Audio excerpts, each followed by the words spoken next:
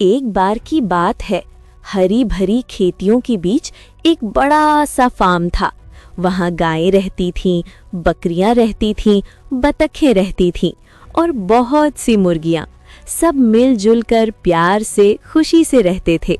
लेकिन उन सब में एक मुर्गी ऐसी थी जो थोड़ी अलग थी।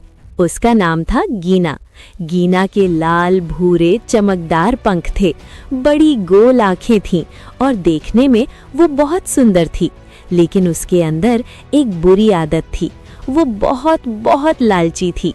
हर सुबह जब किसान टोकरी से दाना डालता, बाकी मुर्गियां धीरे धीरे शांति से खाना खाती, लेकिन गीना तेजी से दौड़कर आगे पहुंचती, सबको धक्का देती और कहती, सब मेरा, कोई हाथ मत लगाना।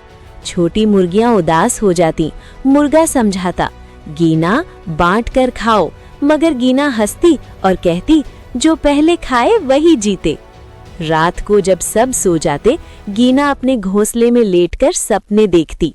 सोने के अंडे, सोने का दाना और सोने का बड़ा सा महल। वो सोचती, एक दिन मैं फार्म की रानी बनूंगी, सब मेरे लिए काम करेंगे। उसे नहीं पता था कि लालच हमेशा मुसीबत लेकर आता है।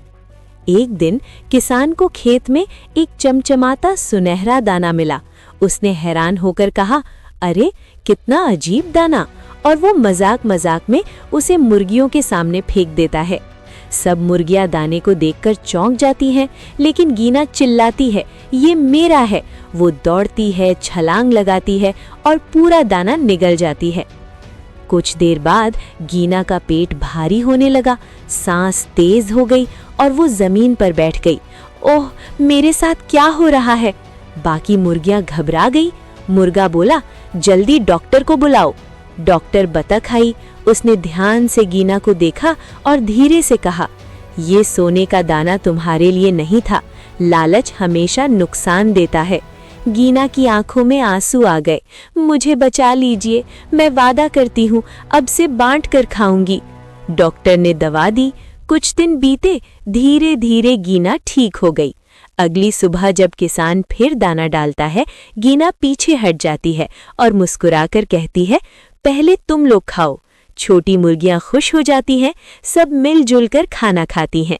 गीना प्यार से देखती है और सोचती है, खाना बांटने से कभी कम नहीं होता, बल्कि प्यार बढ़ता है। और उस दिन के बाद गीना कभी लालची नहीं बनी। इस कहानी से हमें ये सीख मिलती है कि लालच कभी खुशी नहीं देता। बांटना, मदद करना और मिलजुल कर रहना, यही सबसे बड़ा खजाना है।